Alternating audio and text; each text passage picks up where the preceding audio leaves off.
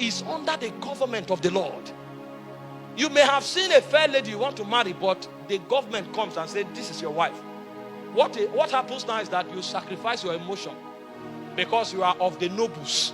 The nobles don't marry because of love. They marry for kingdom.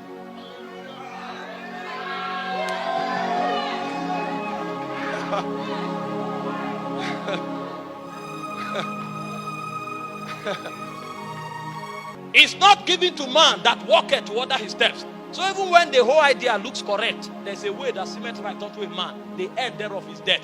Death not necessarily because your life will end, but death because you'll be separated from God. There will be no witness for it in Zion.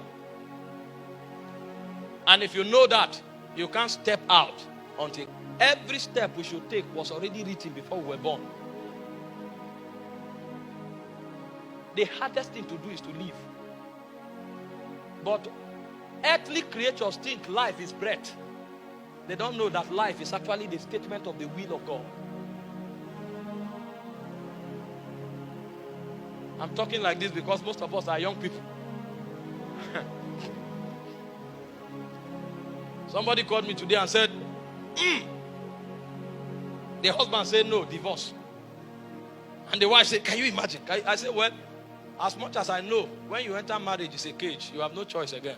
You had a choice before you entered. Now that you have entered, you have no choice.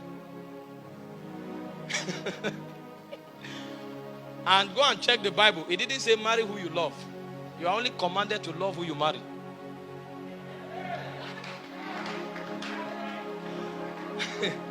And when I read the Bible, I discovered spirits don't consider love to be emotion. They consider love to be sacrifice. So for the woman, love is submission. For the man, love is sacrifice. So the feeling may not be there again, but it's called marriage. And in marriage, you have no choice. It's taken away. So go back.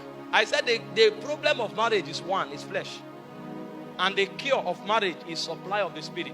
So the Bible said, be not drunk with wine, wherein is excess, but be filled with the Spirit. Speaking to yourself in psalms, in hymns, in spiritual songs, making melody in your heart to the Lord. When you are now full of the Spirit, he now says, submit yourself one to another. Because he knows that flesh will not allow you to submit yourself. So he says, first, be full of the Spirit.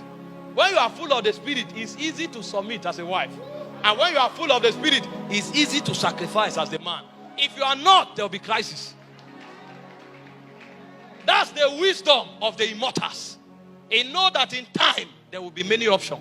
So he banished, he sentenced you. You are a sentenced person. That's why you cannot live your life except as God speaks. The wisdom